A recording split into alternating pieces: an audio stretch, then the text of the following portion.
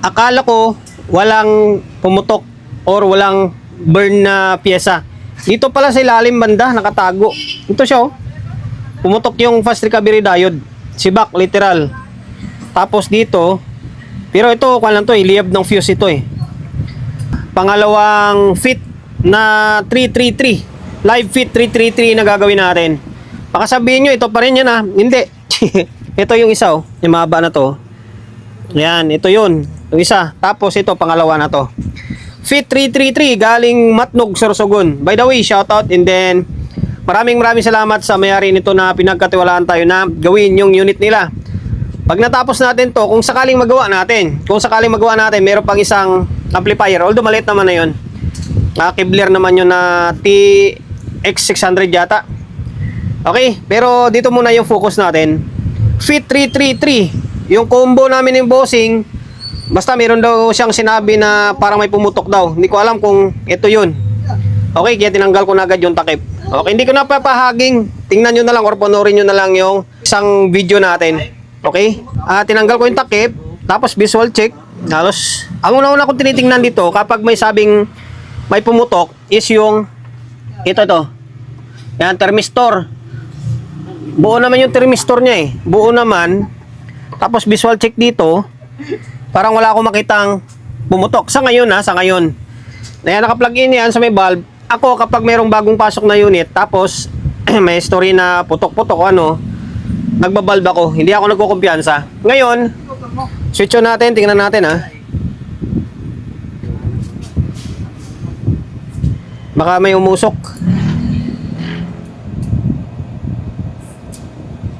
Okay, nag-trigger dito. Dito, hindi. Yung channel 1. And then, pansinin nyo, hindi siya bumababa, oh. Dapat bababa yung ilaw niyan. Obserbahan lang natin muna. Parang hindi talaga bumababa, eh. And then, parang hindi nagre-relay ito.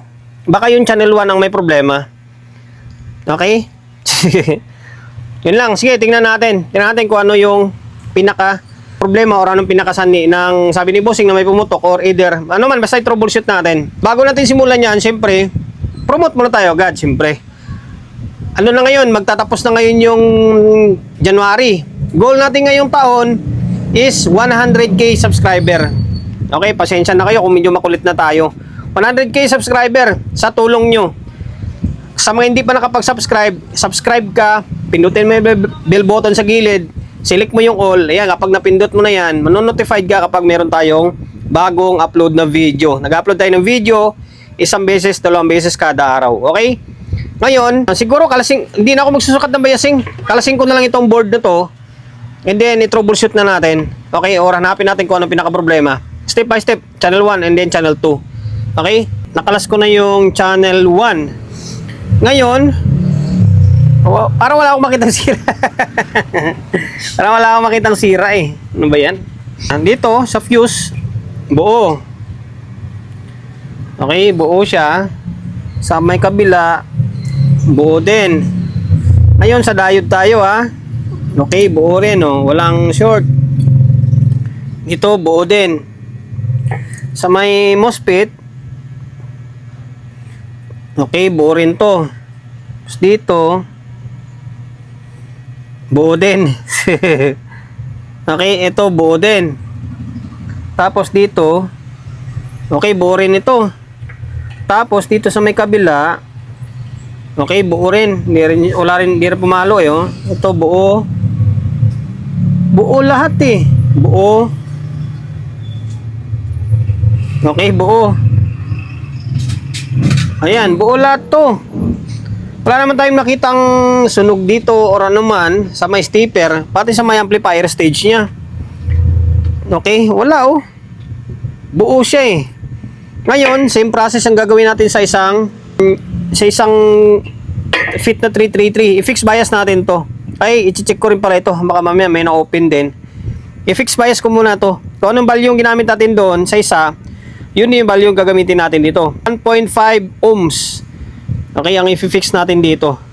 Ibababa natin siya ng mga 0.25 lang ng biasing. Okay? Hinanap ko eh. Kanina ko pa hinanap kung saan yung sabi ng bossing na pumutok. Yung thermistor, tinitingnan ko, parang wala naman. Although, double check ko siya mamaya. Okay? Phoenix bias ko na ito. Ito siya, oh. Same lang din yung value, ginamit natin sa isa. 1.5 ohms ito. Brown, green, black, silver. Okay? Yan, 1.5 ohms. Tapos, chinik ko na ito. Chinik ko lahat ito. Good news, wala namang problema. Hindi katulad dun sa isa na open. Ito, wala naman. Nasa good lahat ito. Good condition, kumbaga. Walang open. Wala nang change value, kumbaga. Ayan, ngayon, next step is, ibabalik natin. Tapos, magsusukat tayo ng biasing. Ibalik na natin tong channel 1. Ngayon, switch on natin.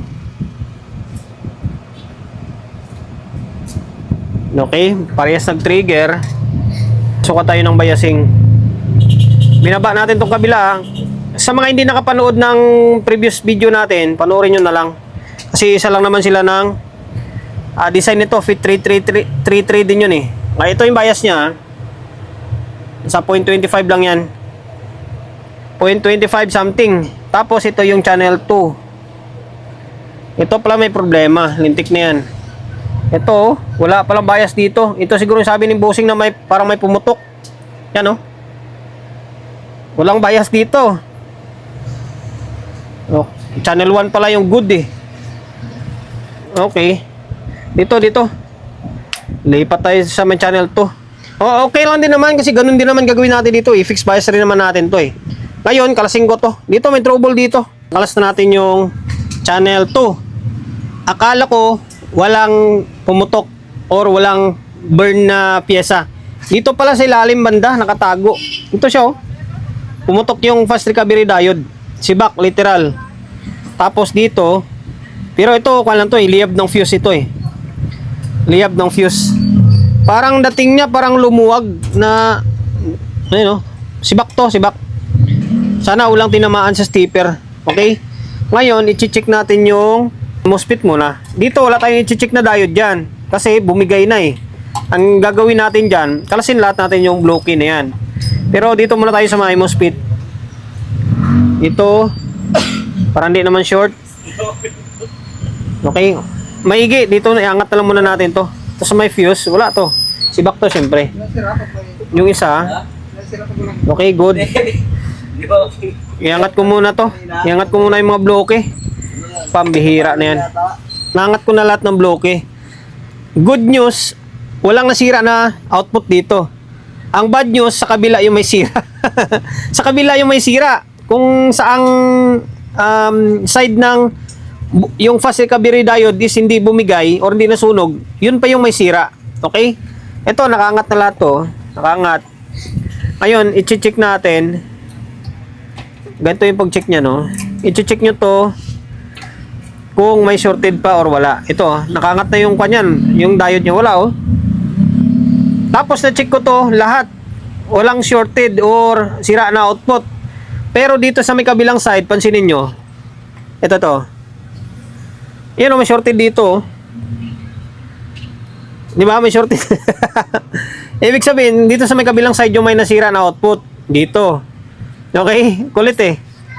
Ngayon, kabilang side. Balik ko muna itong blocky na to. Tapos kabilang side naman yung iangat natin.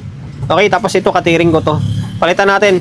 Mic 5408. Okay? Angat ko na. Tapos, meron ako nakita ito, isa. Ito, nagyan ko ng ikis, oh. Yan, sira ito dito or short ito. Ito yung pamalit natin. 5408 lang naman to. Yan, 5408. Okay, 5408 para dito yan, mamaya. Ngayon, isa lang nakita kong sira eh. Isa lang, ito to. Yan, pakita ko sa inyo. Para matanggal na natin yan, hindi mapalitan. Tingin ko talaga bumigay itong, baka lumuwag itong fuse o ano man. Bakit nasira? Dahil na-stuck daw to, sabi ni bossing, tapos pag on daw, bigla daw lumagapak. Ayan oh, shorted oh. Okay, tanggalin natin to. Tapos balik natin yung mga bloke. Na-check ko naman yung mga bloke, buo naman. Okay? Yan lang. Tapos, ibalik ko itong 5401 or ipalit ko ito dito. Ano ba? Tapos double check ko yung ito, palitan ko tong fuse. Palitan ko muna to ng fuse tapos linisan natin. Ano kaya nangyari dito? Ba't nagka ganito?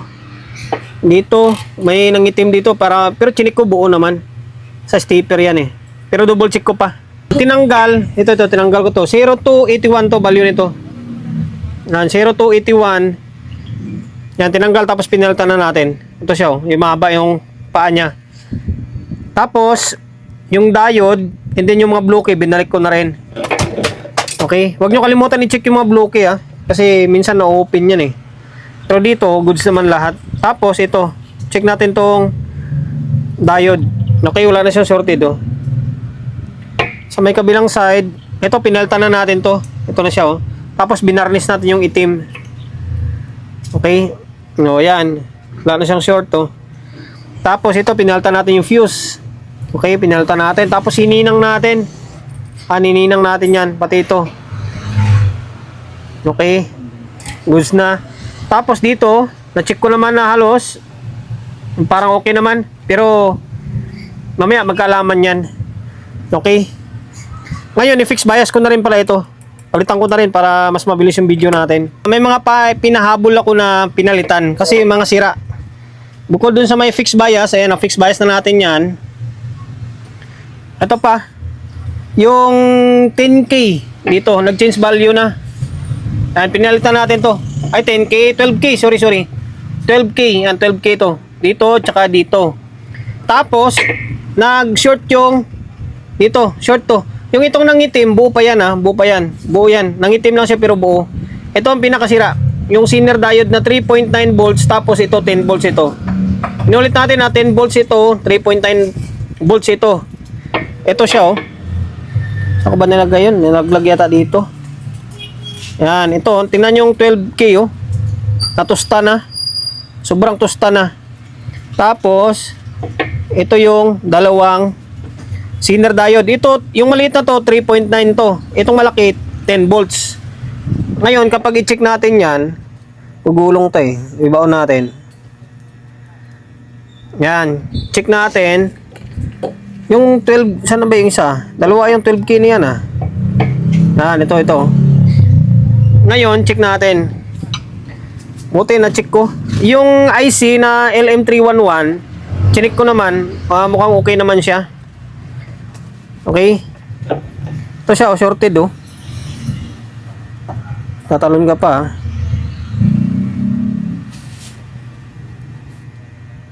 Yan, short oh. Shorted oh. Yan, 10 volts yan. 4740 yung code niya. Tapos ito naman 3.9. 3.9. To. Short din siya oh. Okay, buti may stock tayo. Ito 10 volts. 10 volts tapos 3.9. Okay? 12K. 12K. Yun lang. Sana magiging okay na. Ngayon, balik ko na muna ito tapos testing natin. Tinalik na natin yung board, yung channel 2. Okay? Yung pinaka problema pala channel 2. Okay, wag kang umusok. Okay, nag-trigger sila parehas, sabay na. Ngayon, ang tanong kung may biasing siya. Wala namang umusok eh. Mukhang wala namang umusok. Hop. Sana malaglag pa yung tester sa may transistor. Okay. Baliktad. Alam ko baliktad to eh. Positive yung kanan eh. Okay, tingnan natin. Dito. Okay, normal yung biasing nyo. Normal yung biasing ha. Maring nakita na nakuha natin yung sira. Yun lang naman, yung nga na-check natin. Ito siya oh. Okay. So malaman natin mamaya ito pag tumugtog na. Ngayon, nag-normal na yung biasing. Maglagay tayo ng speaker. Lagyan ko ng input and then output ah. Okay? Nagkabit na ako ng speaker, audio input and then output. Ngayon, okay, nag-trigger.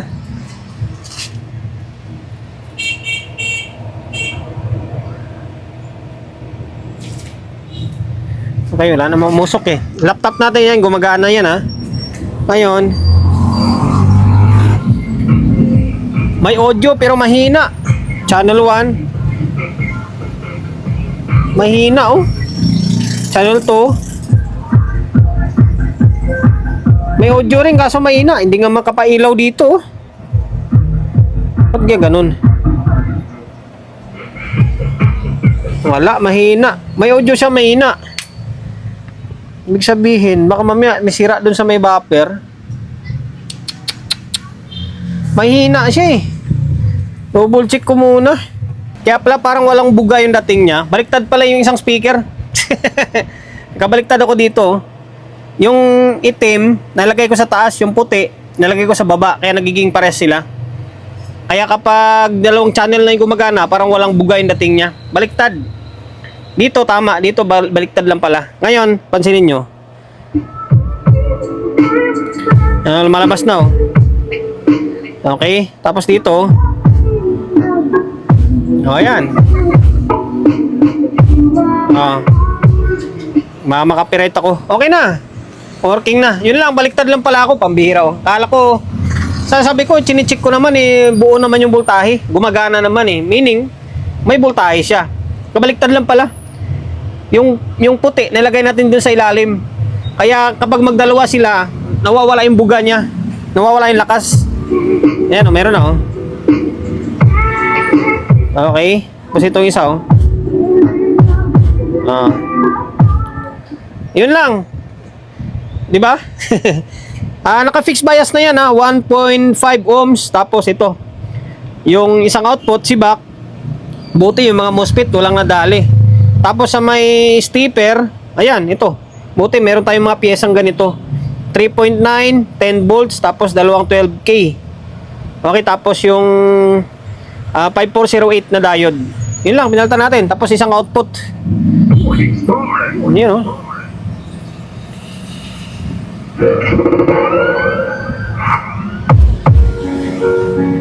Ayun oh. Okay na, makapiright pa tayo. Yan lang guys, sana nakapagbigay ideya tayo. Medyo pinahirapan tayo ng konti nito. Compare mo dun sa isa. Sana nakapagbigay ideya tayo kung paano gawin yung ganitong klaseng unit. Sibak, may pumutok. Sibak yung yan, tulad daw sa may video natin. Yan lang, sundan nyo lang video natin. Magagawa nyo yung unit, yung mga value na sinasabi natin. Sundan nyo lang. Okay? And then, sir ng taga Matnog, Sorsogon. Bali, okay na itong fit na 333 mo. Pangalawa na ito. Bali, dalawa na. Isa na lang kulang yung Kevlar na lang na TX 600 yata yun. Okay? And then, dahil umabot ka sa part ng video natin na ito at hindi ka pa rin nakapag-subscribe. Okay? Goal natin ngayong taon, 100k subscriber sana. Tulungan nyo naman ako. Makamit yun, di ba? Subscribe ka. Pindutin mo yung bell button sa gilid, select mo yung all. Yan, kapag napindot mo na yan, manonotified ka kapag meron tayong bagong upload na video. I-upload tayo ng video, isang beses, dalawang beses kada araw. Okay? God bless and then peace atin lahat.